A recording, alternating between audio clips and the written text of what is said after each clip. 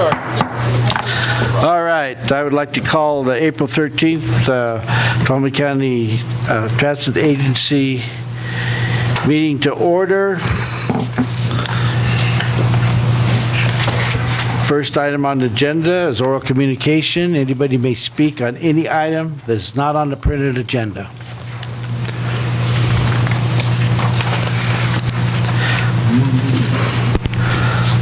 Well, I would love to. Thank you. Golly gee whiz, where is everybody today? They're probably resting. Okay. I just wanted to make a comment that when I was driving down Washington Street, I noticed that the intensity of the light bulb near the candy vault on Highway 49 and Washington Street looks brighter to me than what I have seen in the past. So I was pleased to see that. Thank you. Next. Hello, my name is Elena Linehan, and I am here today to tell you that you can save a bunch of money. I've looked over your public input from last year and this year as best as I could find on the website. I attended some of your input sessions, and as far as I could find, there wasn't a single person who asked for a park and ride lot. There is, I know it's something that Darren Grossi wants to see very badly, that we purchase as many spots as we can to create a park and ride area throughout the county. I know and understand the purpose of this is for like folks who live in a bedroom community like Tracy can park, carpool, vanpool, however, to get to their jobs in the city. I don't see that need here, and from what I'm understanding, there hasn't been an expression from the public matching that need. I know there's an interest in doing that. I know that there's funding for it. I know if there's a taxpayer's dollars to spend, gosh, it's hard not to reach in the pocket and grab that. But I don't see the need. I was at a leadership conference with Farm Bureau up in Sacramento, and they had a speaker there who I cornered afterwards and chatted with. And we had a good laugh about the concept of doing park and rides in Tuolumne County. It doesn't seem to meet the needs of what we need, and there's an awful high price to go with it.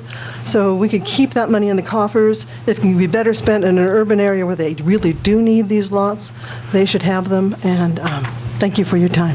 All right, thank you. I know we can't make any decision on it, but I do want to make a little comment on park and ride in respect to we have a park and ride in Groveland, and you would think that that would be the least likely place to have a park and ride, and it's roughly 25 years old.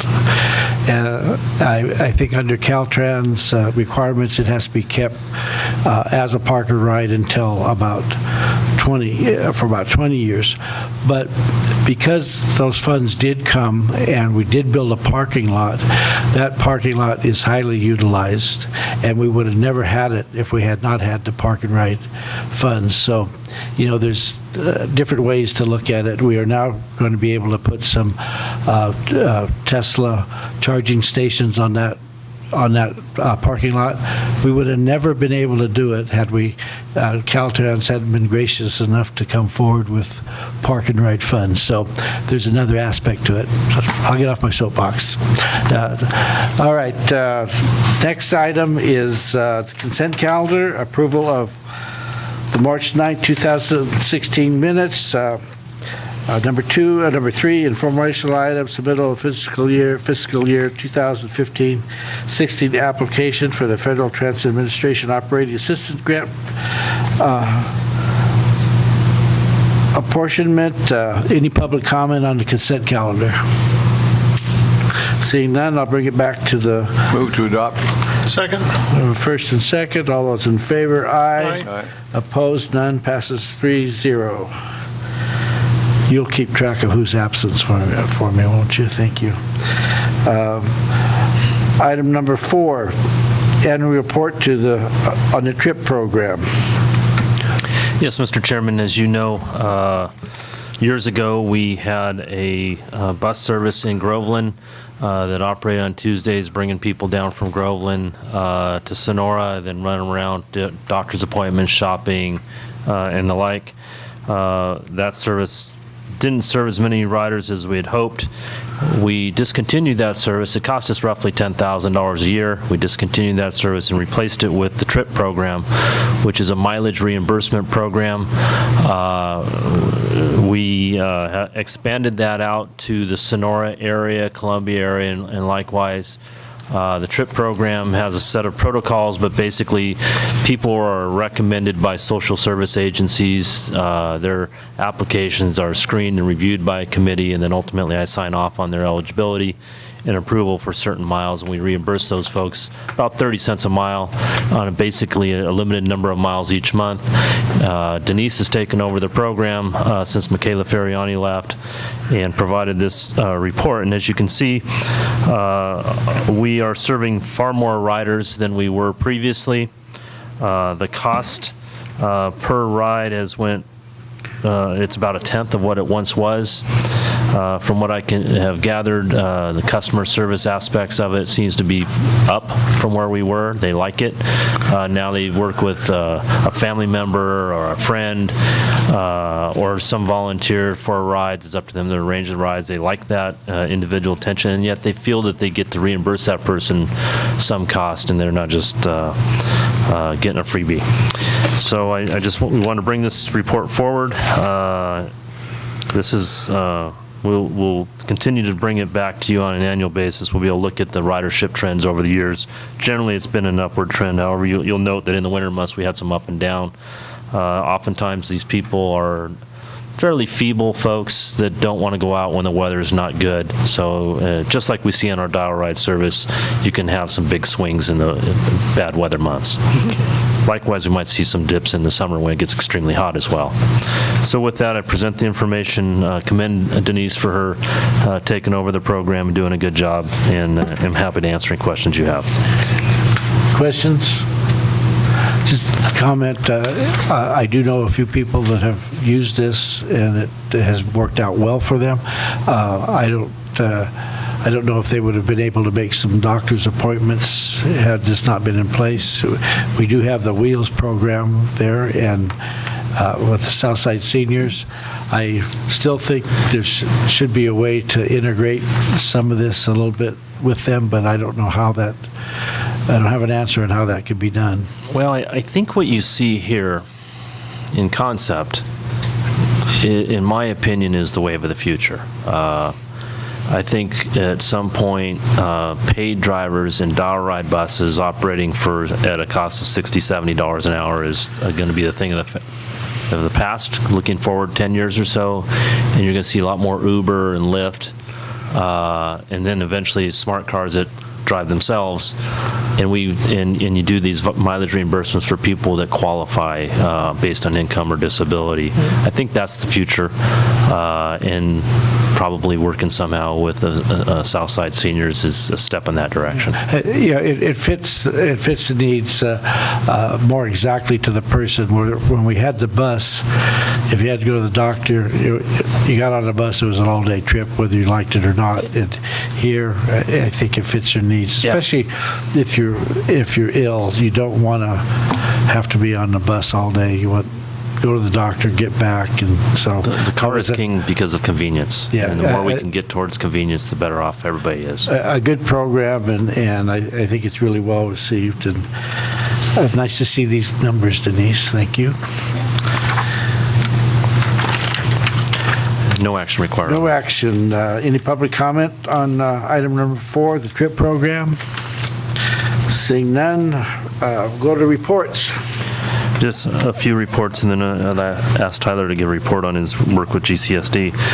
First off, I just want to mentioning Tyler, doing a good job, keep doing all the legwork on the Law and Justice Center Transit Center, where we have submitted the 95% plan check and received comments back. The architects and engineers are addressing those comments as we speak, so that's good news, and we are on schedule.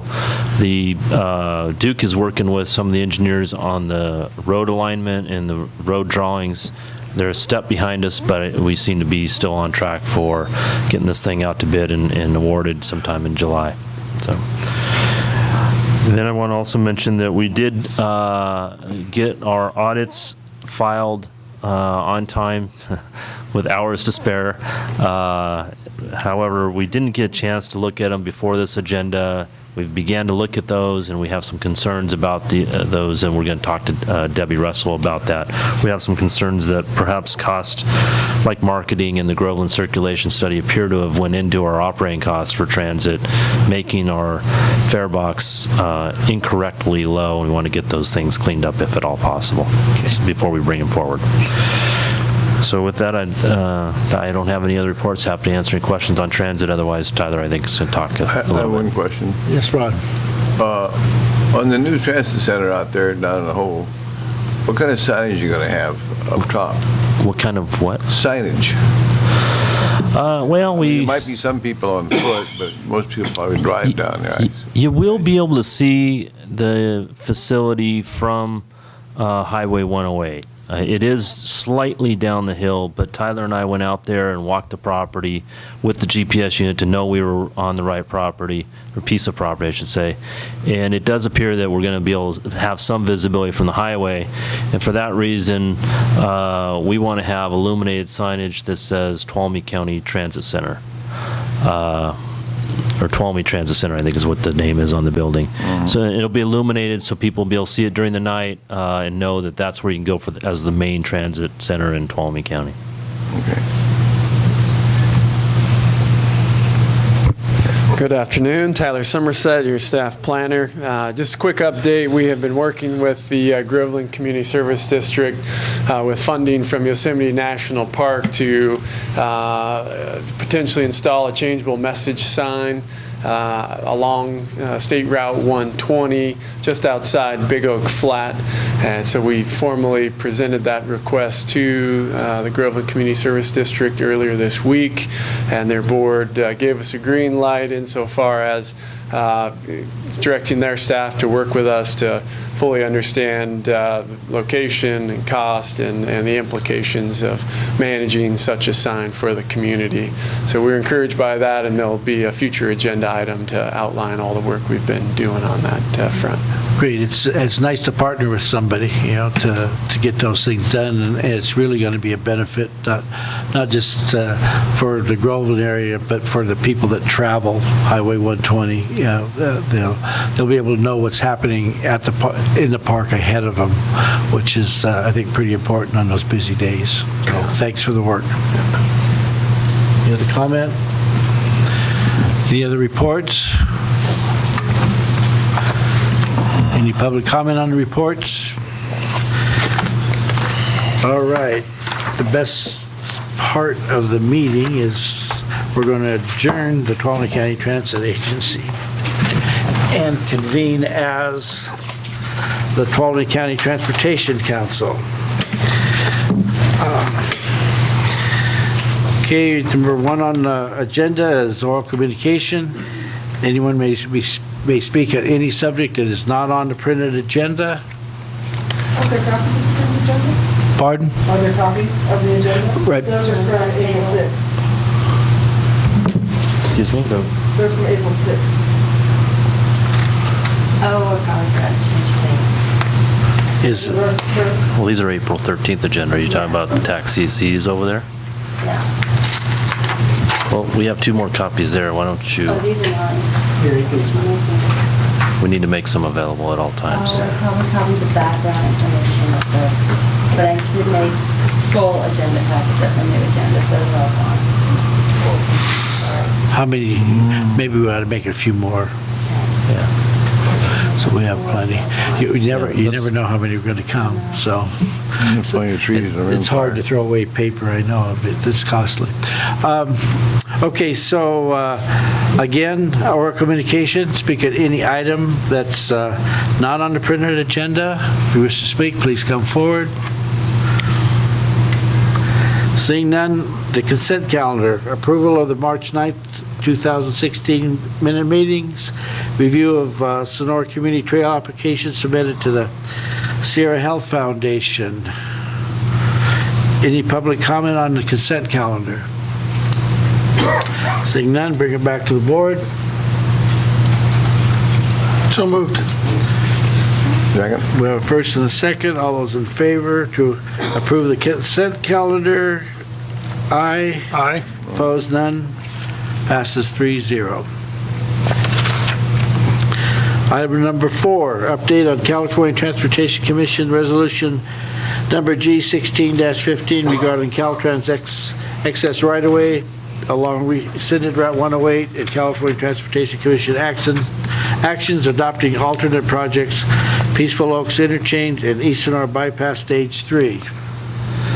Yes, Mr. Chairman, as you might recall, we passed a resolution to request that the California Transportation Commission approve Peaceful Oak Interchange and East Sonora Bypass Stage 3 as alternate projects in Tuolumne County that could receive funding from the sale of excess right-of-way.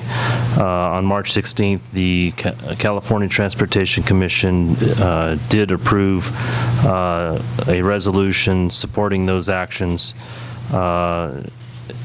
That resolution is attached in your packet for your information. So the allocations from proceeds from the sale will occur. We've got 2 properties sold out there that can go in that direction.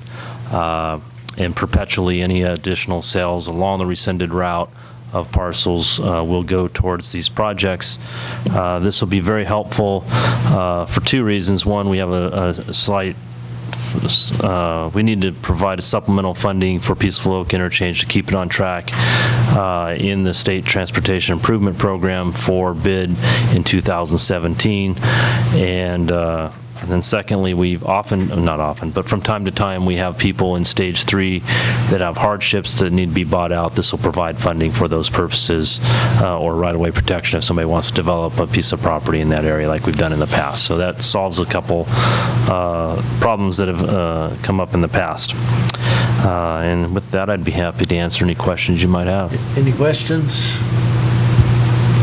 Do you mention the 2017 as going out to bid for the ramps? Yep. That's pretty much on the schedule? Yeah, we asked to have it moved up, but with the funding crisis at the state level, we're unsuccessful in that. 2017 is not that far away now, so. Yeah, the good news too is it's just about fully environmentally cleared, and the design is at the 95% level. I think I'm going to be meeting next week down at the district to look at the final plans and whatnot. So it's ready to list. So it'll end up sitting for a year before they finally get out to bid, waiting for construction funds. To help my memory, the cost for those ramps were approximately? About $9.8 million. Okay. All right. I thought about $10 million, so it's all right. That's jobs. That's cement. Okay. Any public comment on item number 4?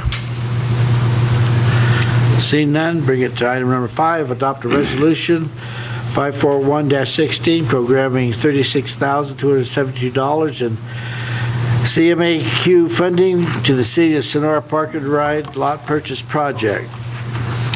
Yes, Mr. Chairman, we received word from Caltrans that after all the programming had been reprogrammed as part of the Congestion Mitigation Air Quality funding program, which we are no longer eligible for funding for, they are cleaning out old obligation authority available to us, and they recognize that there was $36,276 still remaining available to Tuolumne County, and they encourage us to apply for those funds, and because of it's federal funds in the what we call the FSTIP, Federal State Transportation Improvement Program, it made sense to put it towards projects that are already part of that FSTIP program. I know this sounds like a lot of money, but in that world, it's a small amount of money. Federal funds, you really don't want to put on new projects that are under some $200,000 or $300,000 mark. With that said, we looked at projects available that needed funding. We recognized that the Tuolumne Park and Ride has funding needs, but it's got a ways to go from going through the environmental review process. Still some studies to be done, whereas the Sonora Park and Ride is, I think it might have an environmental exemption because they are doing significant improvements there. It's moving forward on a much closer time frame. They were unable to secure what we call toll credits as their local match, so they're a little bit short on the funding, and this is about the right amount that they needed to complete that project. So we're recommending approval of that resolution 541-16, programming those dollars towards that project. Any questions?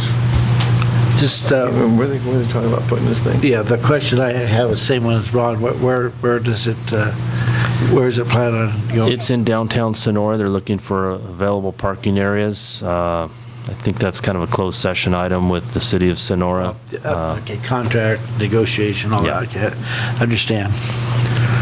Okay, any public comment?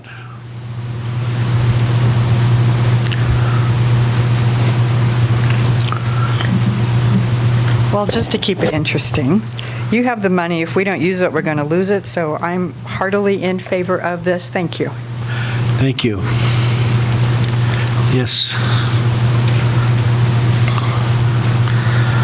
I'd recommend if you're looking for a park and ride location that would make sense in the county, perhaps Jamestown on the western side for folks who commute to the valley, either to Stockton or to Modesto or Turlock, or for that matter, Merced, would make a more reasonable use for parking for people who are actually doing the commute, which is more in line with what the funding is for. Thank you.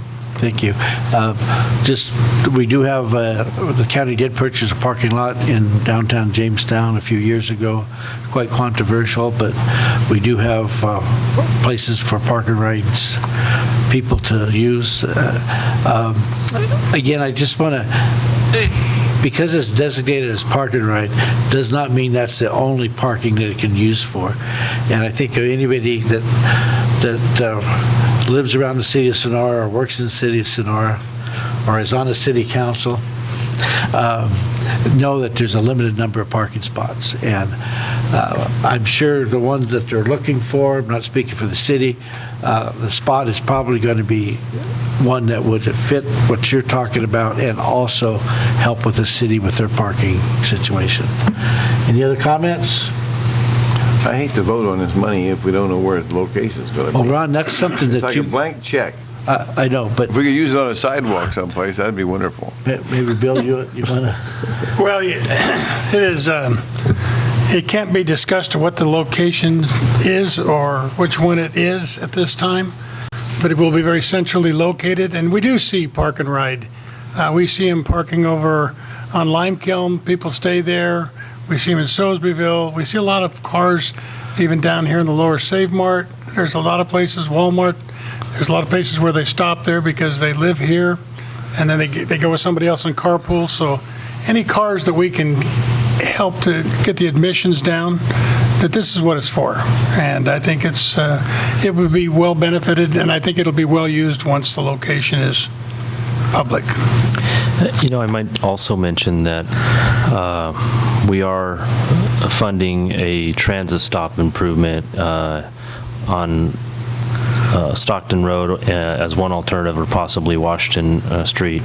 And the idea is that this would be centrally located to that stop, which will also provide service to Yart, so people can get on there and then ride to Yosemite, or in the wintertime, take the ski bus up. So and eventually we may have some interregional transit linkages there as well. So and then finally I'd mention that we've heard many, many times from the merchants downtown that more parking is what they need. Okay, any other comments, questions? Bring it back to the council. Confirm motion to adopt resolution 54. I'll make a motion that we adopt resolution 541-16 as presented.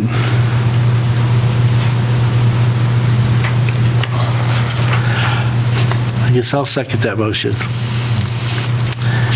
And I'll call for the vote. All those in favor? Aye. Opposed? No. All right.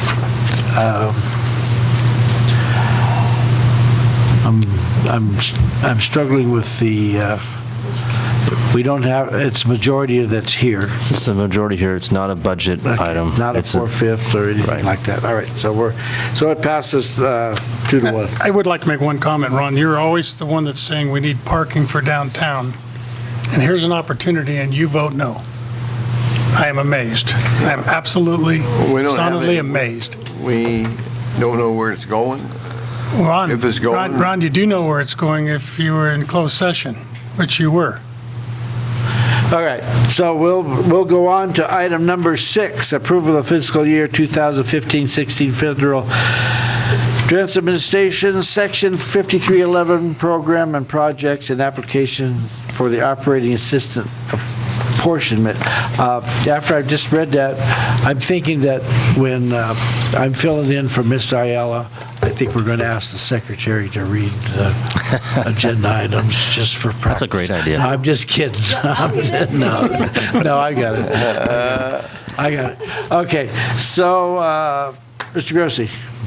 Yes, Mr. Chairman. We receive the opportunity to apply for federal transit administration funding under Section 5311.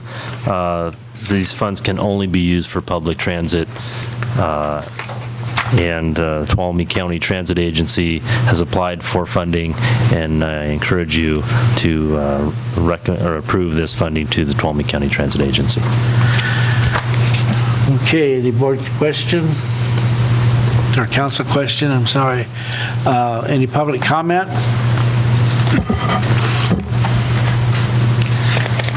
Looking for a motion to, I'll make the motion, we approve it as presented. Second. first and second, all those in favor? Aye. Aye. Aye, opposed, none. Did I ask for public comment? I think I did. All those in favor, aye. Aye. Opposed, passes 3-0. Reports.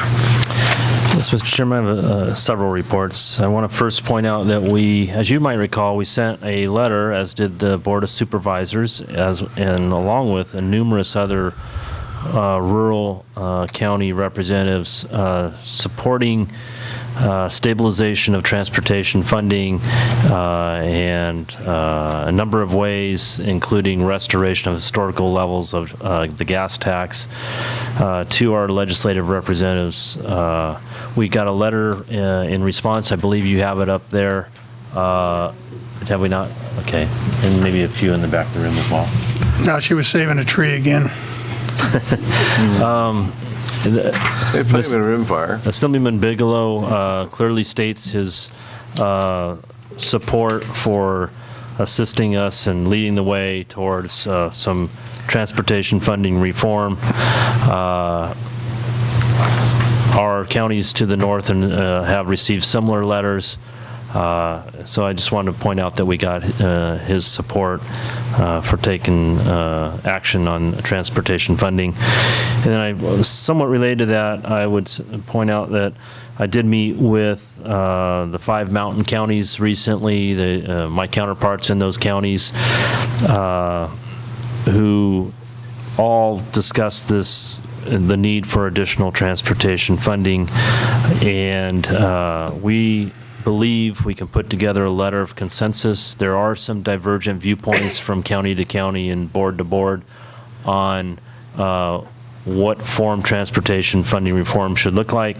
We're going to try and hammer out a letter that has consensus bullet points among the 5 county transportation agencies, and that might also be similarly adopted letter of consensus among the counties.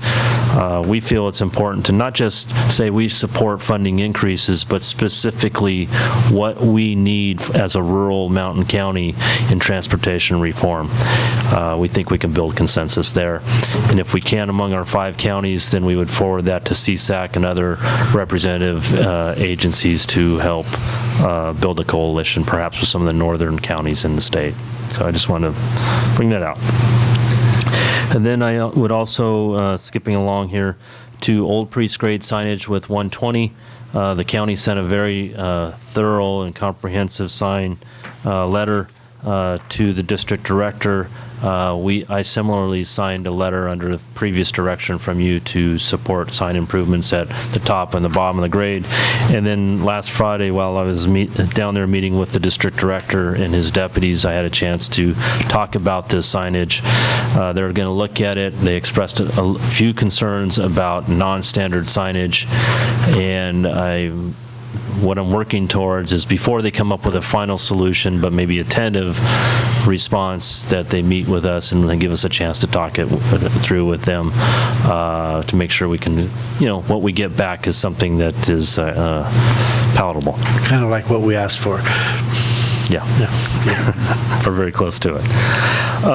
So moving right along, I did want to mention that we did receive direction regarding electric vehicle charging stations on 120 and facilitating construction of those on 120.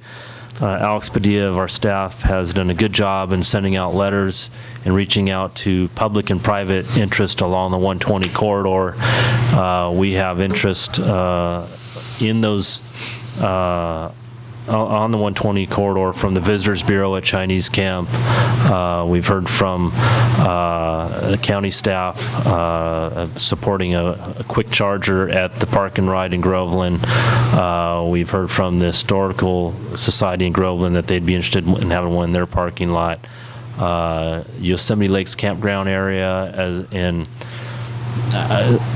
I'll call it a maybe support from Rush Creek. They're in the middle of construction.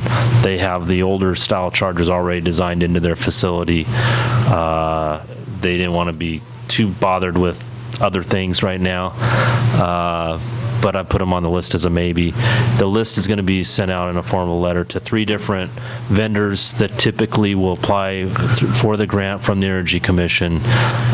They'll need to then go out and talk with some of these different parties about the particulars of where they draw power, who pays for the power, and all those kinds of things, long-term maintenance and whatnot, and work it out, the details with those individuals. But our idea is we're facilitating that communication getting started, and they seem to appreciate it.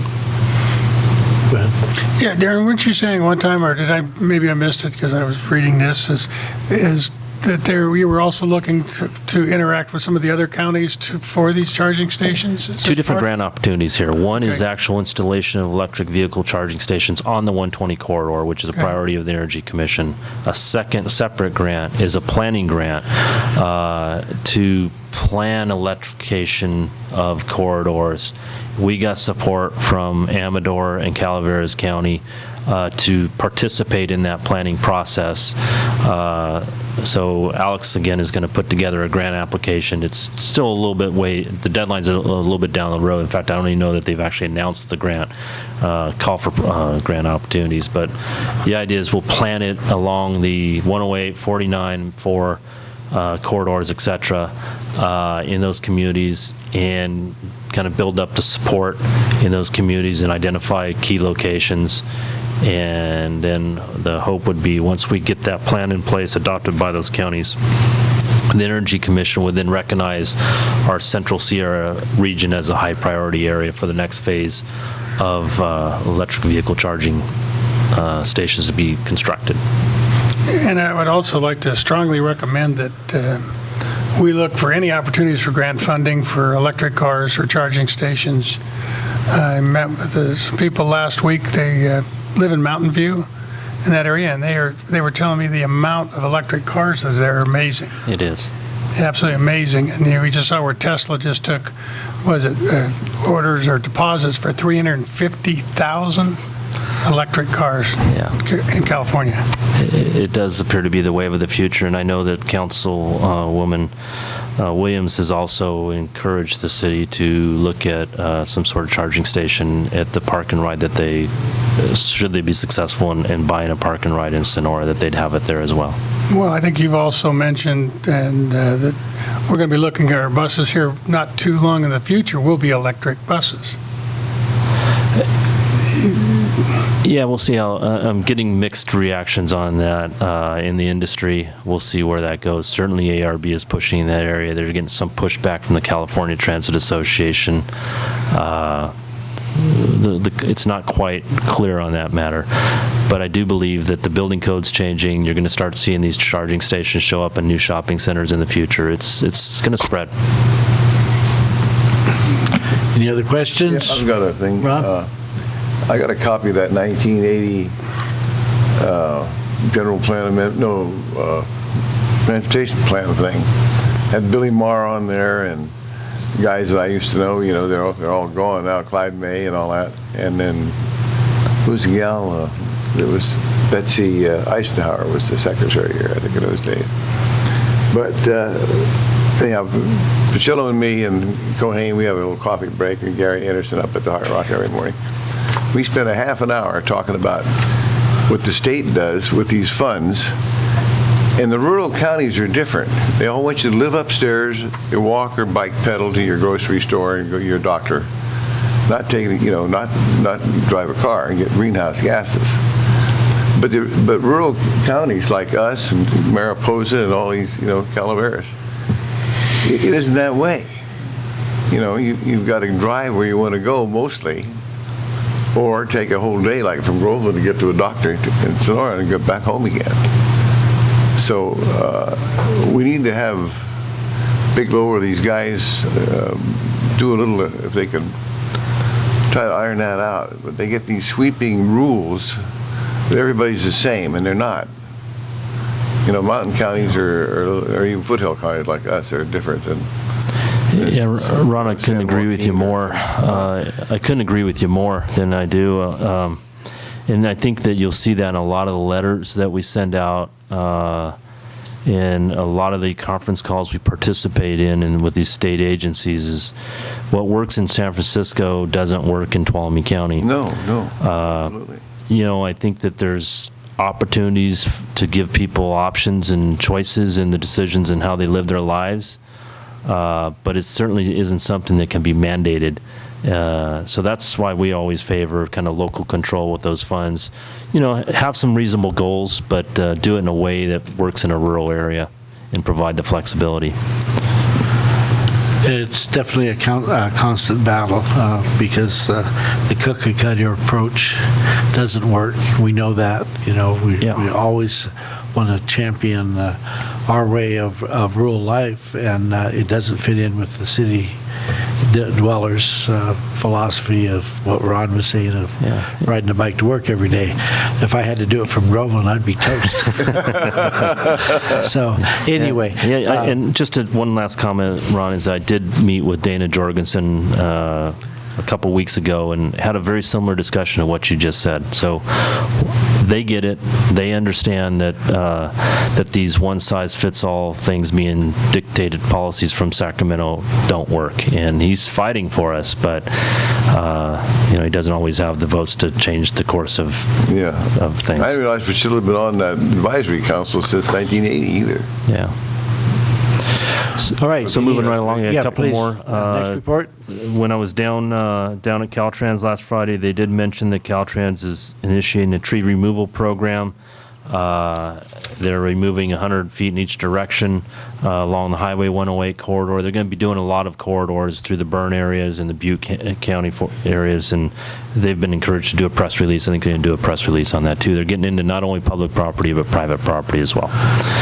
And then finally, I want to mention that as we work towards a budget for next year, we will be identifying how much of the RSTP exchange funds are needed for our overall work program, and then be doing a call for projects. I don't have a dollar amount at this point in time, but I just kind of wanted to put the word out that come May or so, we're going to be looking for the city and the county to submit project proposals consistent with our adopted policies in that regards. Got that all written down, Duke? That's all I have for reports. Okay. Caltrans report.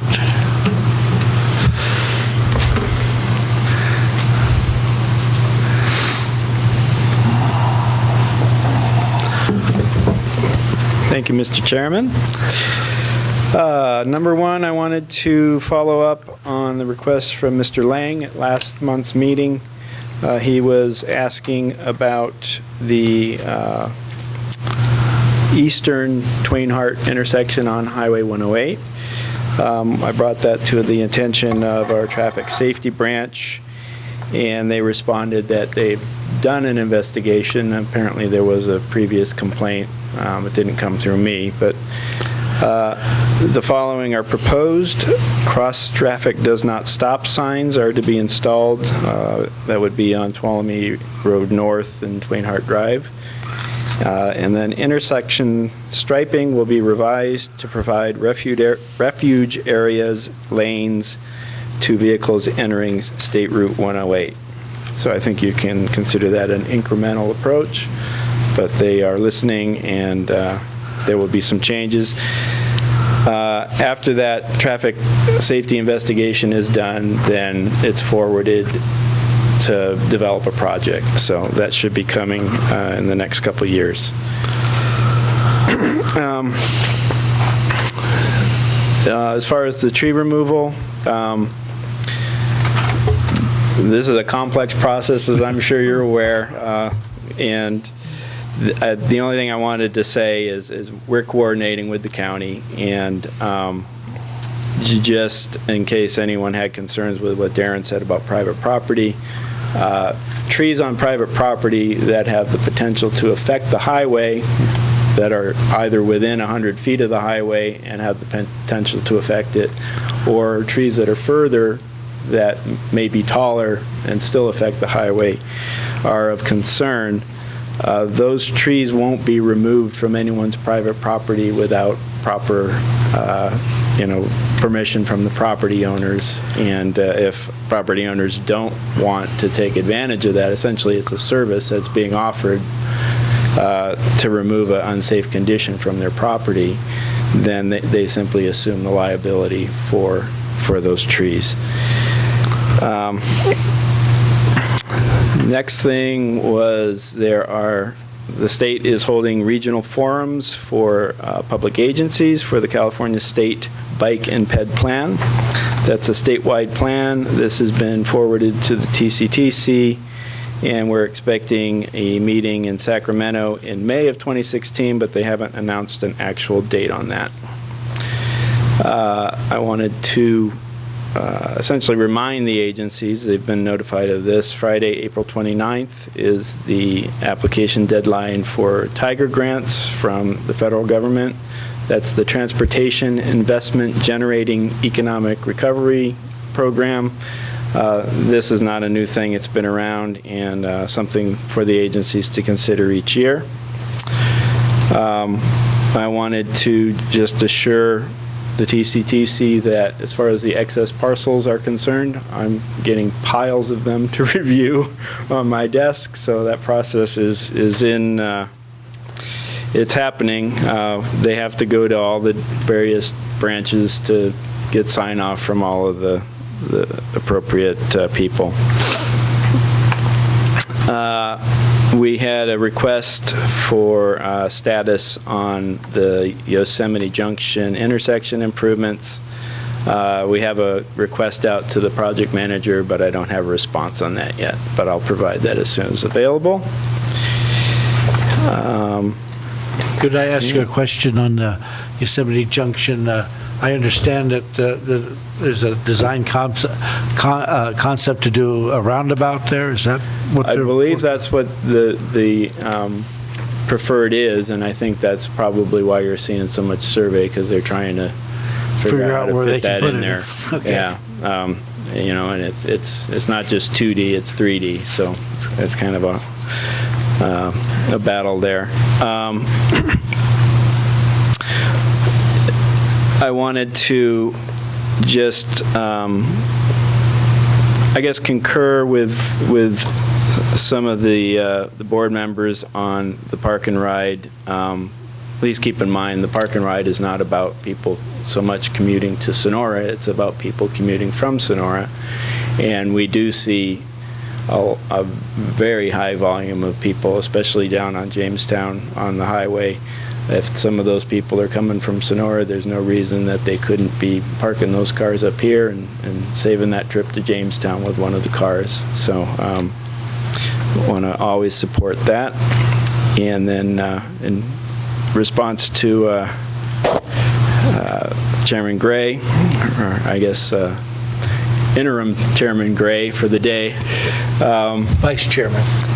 I've been going to some meetings up at Kirkwood, which involves the Amador and the Alpine supervisors. And we have an Alpine County supervisor who lives in Bear Valley who has to drive to Markleyville in the wintertime. So she'd probably think you have it pretty easy to ride your bike to Sonora. I know who you're talking about. Terry and I have talked about that, but she does have the worst commute of any supervisor in the state of California. 4-hour trip in the wintertime. That's a bad one. That's dedicated public servant. Yep. Thank you. Thank you. Any other reports? Mr. York, I see you're anxious. Did you get a haircut? You look really good today. What's going on? Thank you. I did get a haircut. And Duke York, Deputy Director in charge of Roads and Engineering. Just a couple of items that I would like to report on.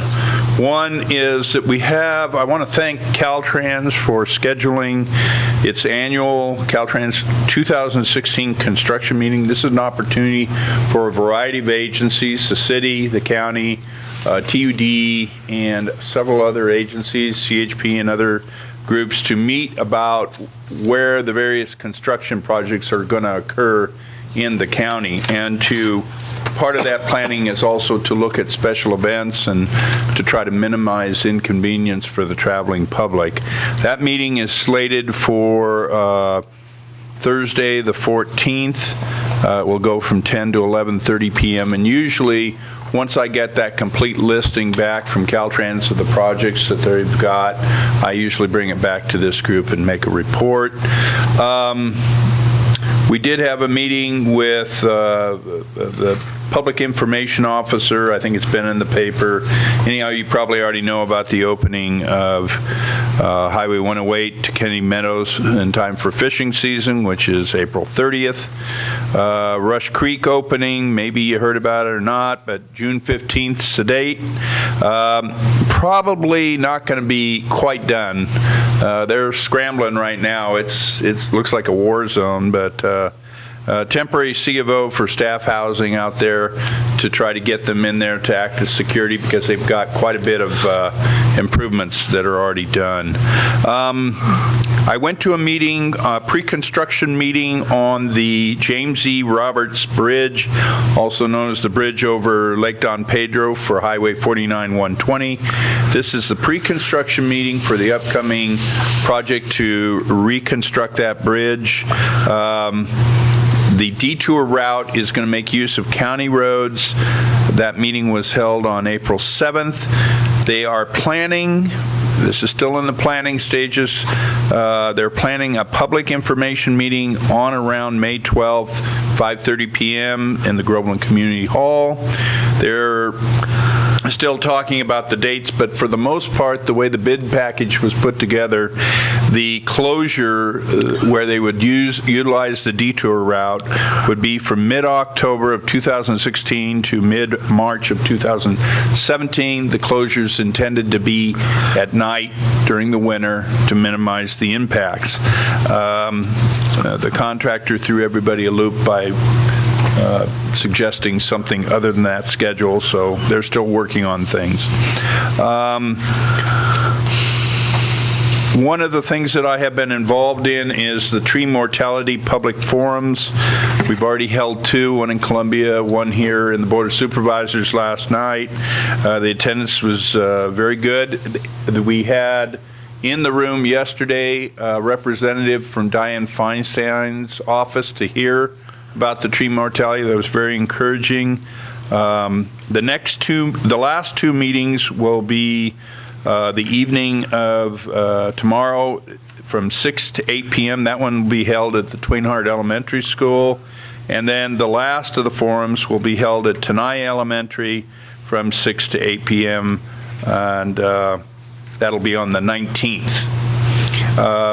These are a multi-agency approach, and it's very unique to see all these different groups sitting there fighting for who gets to put the tablecloth down and who has to sit behind whose tablecloth. So fortunately, I stay on the other side and avoid that little battle. But one of the comments that I would make, and I don't know if it's politically correct, but I'm going to go ahead and do it anyhow.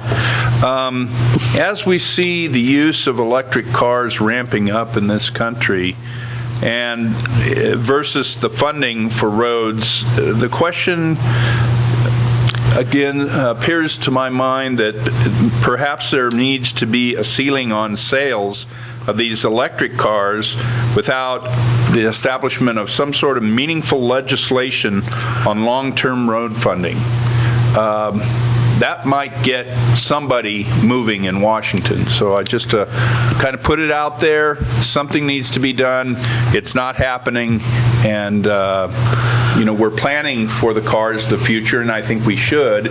But at some point, somebody has to do something for meaningful legislation on road funding. It's a good point, because electric cars don't pay too many taxes on fuel consumption, so. Mr. Chairman? Yes. I did get a offer from the Deputy Director of the California Transportation Commission to come down and talk to us about the road user charge program, which is the alternative funding program that Duke talks of. It's been authorized by legislation signed by the governor, and they'd love to talk to us about it because they want more rural users in their program to learn about how that affects, because they have a pilot program. If you'd like, I could invite him down, and he'd also be happy to talk a little bit about overall transportation funding in California. Could be a good idea Okay. to do that. Put it Maybe on we the can agenda. invite some city council and board of supervisors people here to listen also. Okay. I'll take him up on that. Any more reports? Just have a short one. I did have an opportunity last week to visit Rush Creek. Got a cook's tour of everything, and I think Duke's right. They're really going to be pressing the envelope to get open, but it's really going to be something else. It's really going to be a nice place to visit. The dining room itself is absolutely huge. I hope they can fill it up. So, Duke, do you get something else? I neglected key point here. Should I pull a Mike Aiello and say you already had your chance? This is your opportunity, John. Go ahead, Duke. I neglected to mention the one big project that we have that's just getting started is the standard Tuolumne intersection. It will start on April 18th. You've seen a lot of press releases on it, and will be completed on or around June 30th. It will really benefit the public, and we're looking forward to getting that project completed. Thank you. Any other reports, comments? Seeing none, best part of the meeting adjourned.